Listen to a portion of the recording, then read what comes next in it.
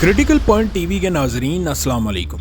कौन जानता था कि 30 मार्च 2003 को कराची के इलाके गुलशन इकबाल से घर से बच्चों के हमरा निकलने वाली पाकिस्तान की गयूर बेटी अमेरिका की कैद में चली जाएगी। मुअज़्ज़िज़ नाजरीन, आगे बढ़ने से पहले अगर आपने हमारे चैनल को सब्सक्राइब नहीं किया तो जल्दी से नीचे मौजूद सब्सक्राइब के बटन पर क्लिक करें। मुअज़्ज़िज़ नाजरीन, डॉक्टर आफिया सिद्दीकी एक ऐसा नाम है जो हमारे सामने लिया जाए तो पूरे जिस्म में एक कपकपी सी तारी होती है।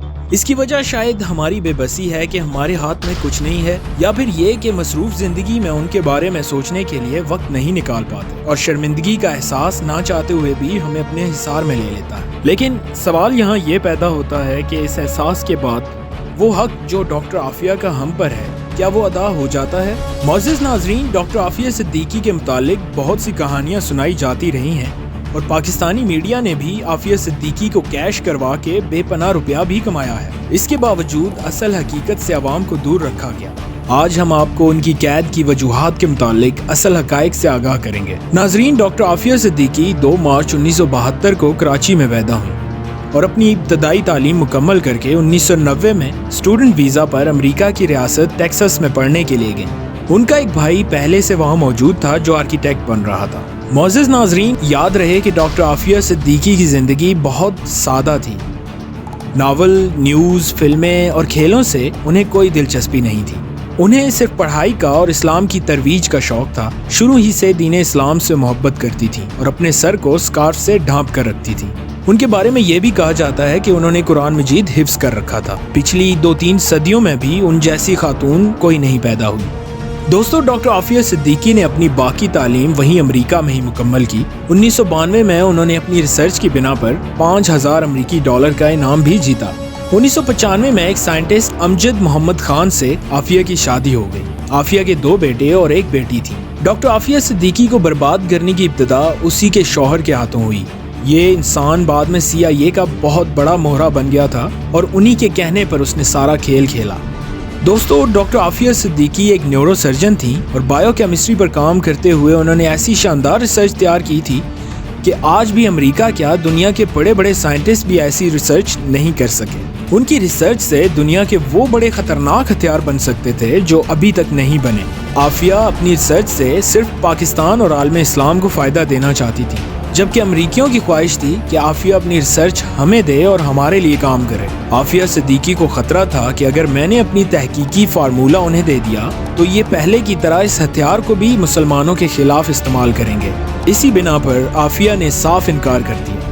यही से असल कहानी शुरू होती है, क्योंकि आफिया की तालीम और तहकीक अमेरिका में हुई थी। इसीलिए वहाँ के साइंटिस्ट को आफिया की रिसर्च के बारे में पता चला और उन्होंने FBI को रिपोर्ट दी कि आफिया के पास ऐसी रिसर्च है कि अगर ये पाकिस्तान के हाथ लग गई और अमेरिका के खिलाफ इस्तेमाल हो गई तो अमेरिका की तबाही होगी। नाजरीन, 2002 में आफिया को तलाक हो गई थी और उसके शौहर ने बहुत से मन घड़त इल्ज़ाम उन पर लगाए जो मुकम्मल झूठ का पलंदा थे।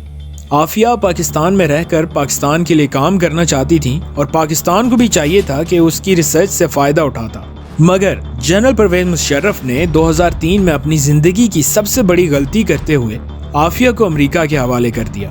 नाजरीन, याद रहे कि यह मुशर्रफ का ज़ाती फैसला था। पूरी फौज को इसमें बेवजह बदनाम किया जाता रहा है। 5 साल तक तो किसी को पता ही नहीं था कि आफिया कहाँ है।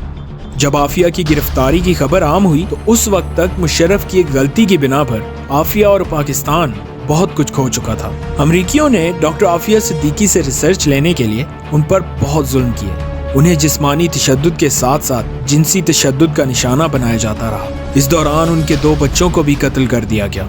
बलग्राम जेल से छूटने वाले कैदियों का बताना था कि उस जेल की एक सेल से एक औरत के चीखने की ऐसी दर्दनाक आवाज़ें आती थीं जिसने आज भी हमें जहनी दबाव का शिकार किया हुआ है। नाजरीन, इससे आप अंदाज़ा लगा सकते हैं कि अमरीकियों ने आफिया पर कितना जुल्म किया होगा। यहूदी जो अमरीका पर कब्जा करके बैठे हुए हैं, ये अपने हर मुखालिफ को मार देते हैं, मगर डॉक्टर आफिया सिद्दीकी की रिसर्च इतनी पावरफुल थी कि उन्होंने आफिया को मारने वाला कदम नहीं उठाया, सिर्फ तशद्दुद और टॉर्चर करते रहे कि किसी तरह आफिया वो फार्मूला हमें दे दे। मगर पहाड़ की तरह मजबूत सब्र रखने वाली इस खातून ने अपनी जुबान नहीं खोली। बलग्राम जेल में यहूदियों ने आफिया के साथ पढ़ने वाले इंडियन हिंदू स्टूडेंट्स को भी भेजा, वो आफिया से उसकी रिसर्च के बारे में मालूमात लें।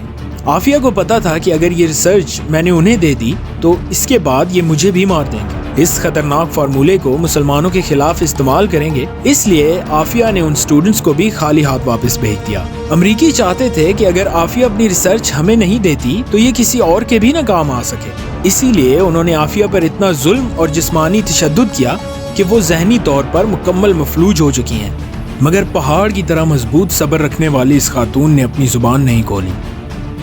2013 تک امریکی عافیہ سے مایوس ہو چکے تھے اور باراک اوباما نے اشارہ بھی دیا تھا کہ اگر پاکستان خط لکھتا ہے تو ہم عافیہ کو چھوڑ دیں گے، مگر نواز شریف نے اپنے ذاتی مفاد کے لیے کوئی قدم نہیں اٹھایا۔ عمران خان نے اپنے الیکشن سے قبل کہا تھا کہ اگر انہیں حکومت ملی تو وہ عافیہ کو پاکستان لے کر آئیں گے۔ یہ بات قابل ستائش ہے کہ عمران خان نے حکومت ملتے ہی اس پر کام شروع کر دیا تھا، اور اب امریکہ اپنے مفاد کی خاطر عافیہ کی رہائی کے لیے گرین سگنل بھی دے رہا ہے۔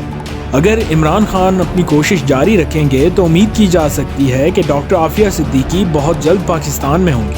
ناظرین، آپ سب سے گزارش ہے کہ ایک دفعہ ڈاکٹر عافیہ صدیقی کی رہائی کے لیے خدا کے حضور دعا ضرور کیجیے گا۔ اگلی ویڈیو آنے تک اپنا خیال رکھیے گا۔ تھینک یو سو مچ۔ اللہ حافظ۔